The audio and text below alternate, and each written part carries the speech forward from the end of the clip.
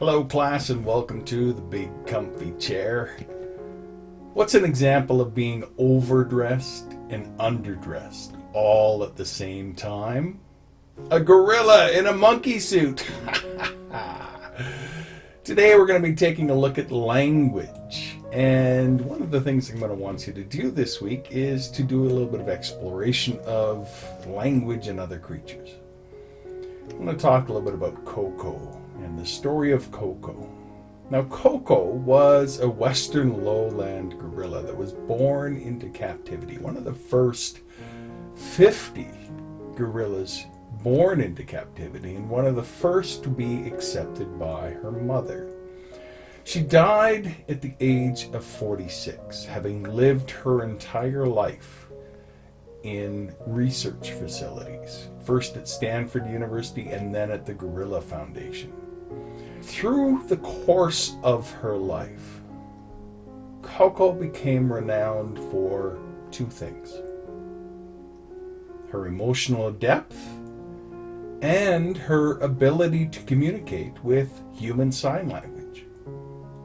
She became an international celebrity during the course of her life, with a vocabulary supposedly of more than 1,000 signs and the ability to understand 2,000 words of spoken English, according to the Gorilla Foundation.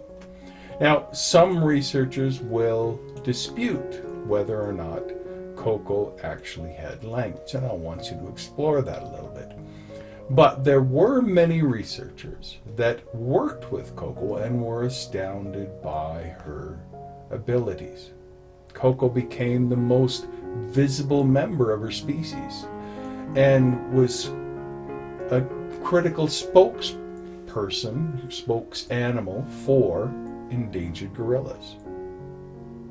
And as Professor Barbara King has mentioned, because she was smart enough to comprehend and use aspects of our language, Coco could show us what all great apes are capable of: reasoning about the world and loving and grieving the other beings to whom they are attached.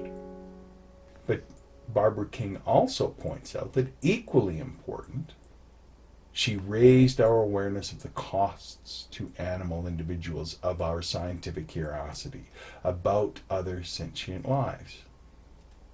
And it's been pointed out that even though we celebrate her life, we must remember that Coco was made to live in confinement in a highly unnatural way from her infancy through to her death.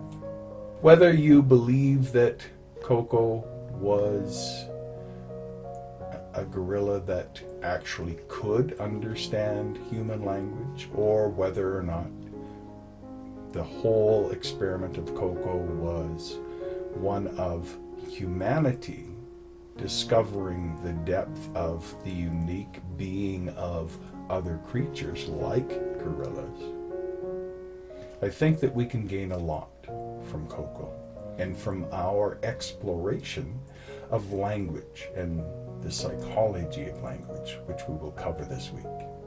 I hope you enjoy. You take care. Bye-bye.